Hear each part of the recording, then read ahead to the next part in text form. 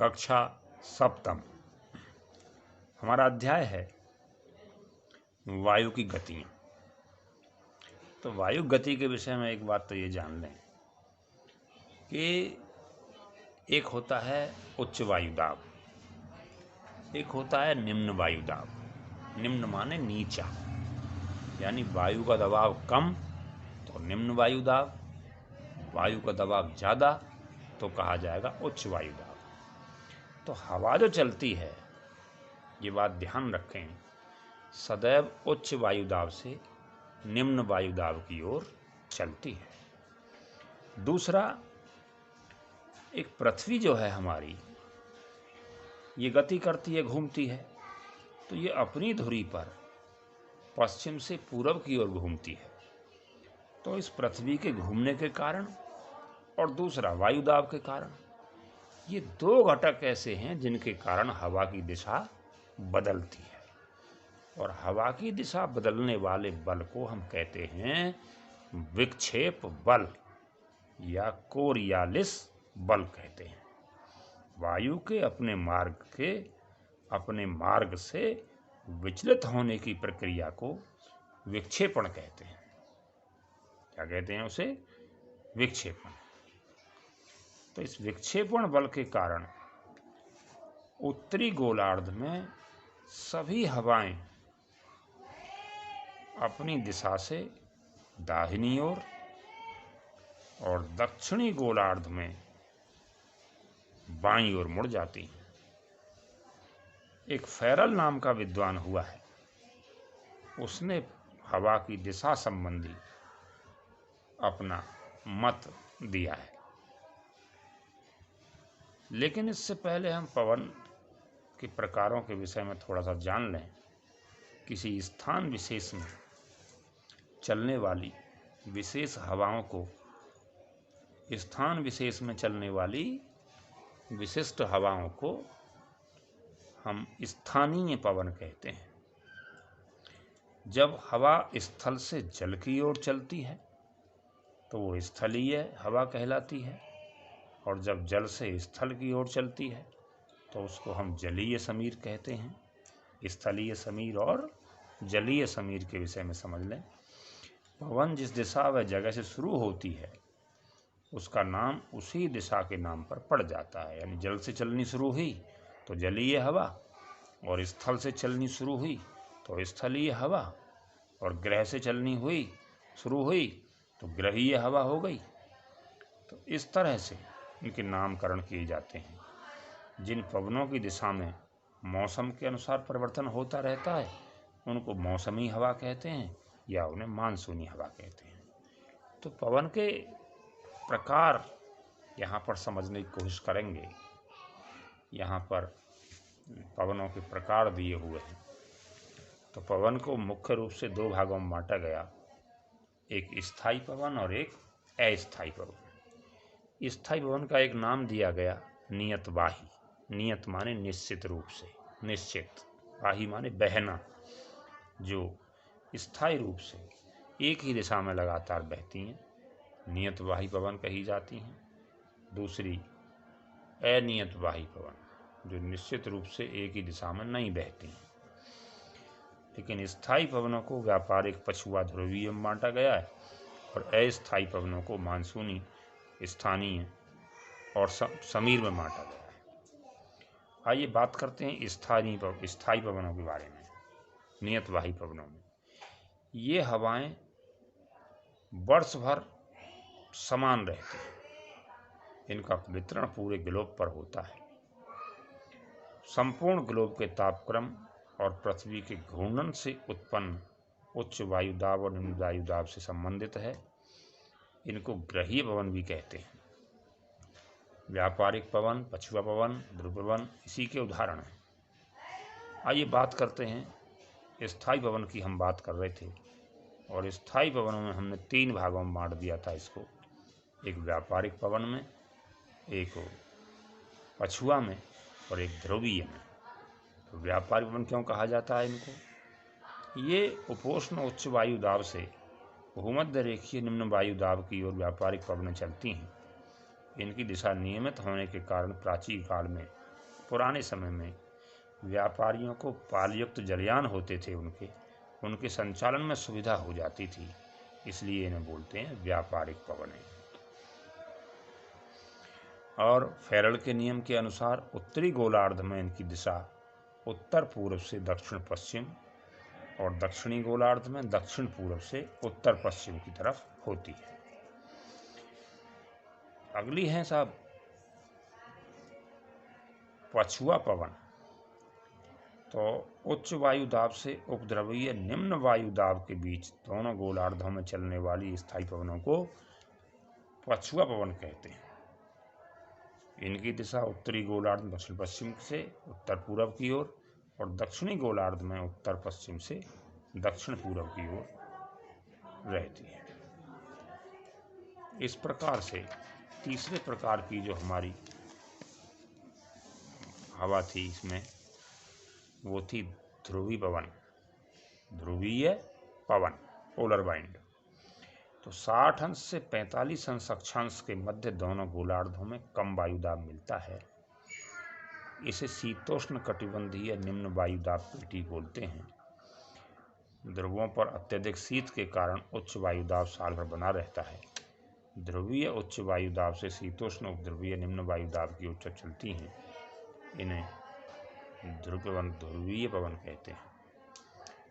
अब हैं दूसरी अस्थायी। अस्थायी या अनियतवाही पवनों में ये मानसून पवनें हैं। मानसूनी हवाओं के नाम का हमने सुना होगा कि अब मानसून आए कि नहीं आए। तो मानसून शब्द का प्रयोग उन पवनों के लिए किया जाता है जिनकी दिशा में वर्ष में 2 बार परिवर्तन होता है, यानी एक बार शीत ऋतु में और एक बार ग्रीष्म ऋतु में। तो ग्रीष्म ऋतु में जब परिवर्तन होता है तो उसके कारण भारी वर्षा होती है, उन्हें भी मानसून कहते हैं, ग्रीष्म मानसून कहते हैं। हमारे देश में ग्रीष्मकालीन मानसून से अधिक वर्षा होती है।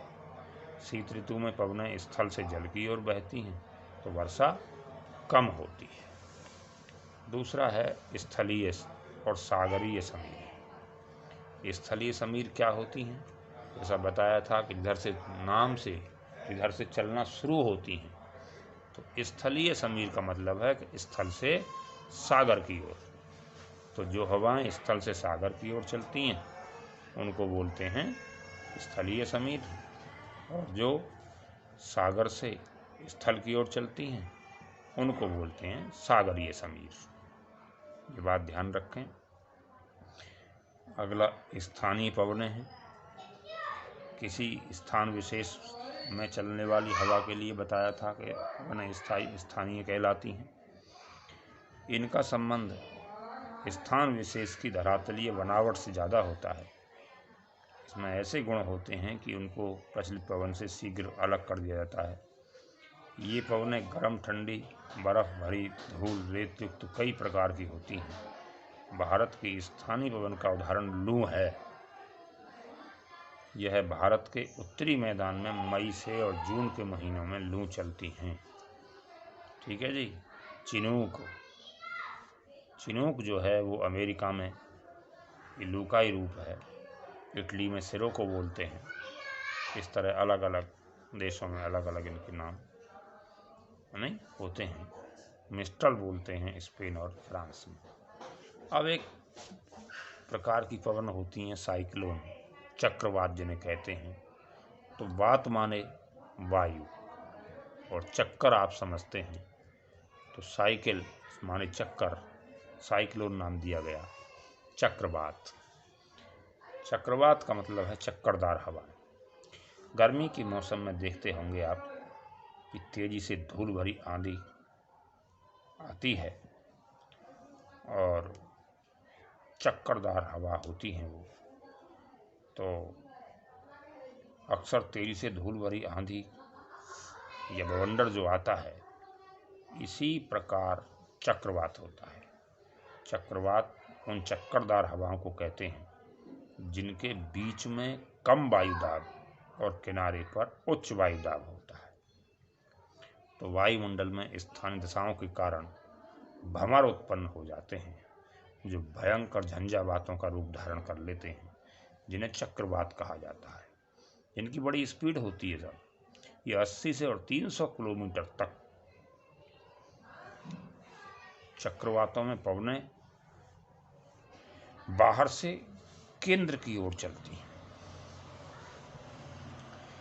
ये पवन उत्तरी गोलार्ध में घड़ी की सुइयों के विपरीत दिशा में और दक्षिणी गोलार्ध में घड़ी की सुई की दिशा में चलती है। तो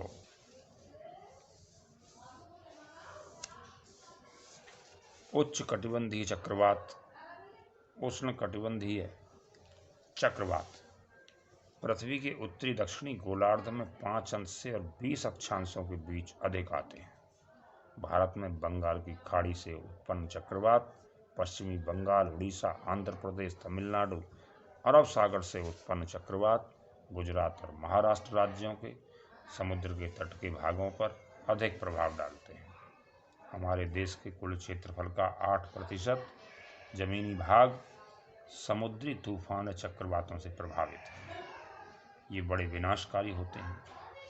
इन्हें चीन सागर में टाइफून, मैक्सिको की खाड़ी में टॉर्नेडो, नहीं, उत्तरी अमेरिका में इनको हरिकेन और बंगाल की खाड़ी में इनको चक्रवात कहा जाता है।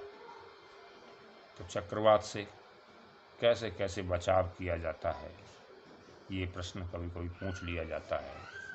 चक्रवात का रूप आप चित्र में देख रहे हैं इस तरह से। तो चक्रवात आप समझ के, चक्करदार हवाएं जब आती हैं, ऐसे कैसे बचाव किया जाए हैं? संचार माध्यम से, टीवी है, रेडियो है, इनसे सूचनाएं मिल जाती हैं कि चक्रवात आने वाले हैं।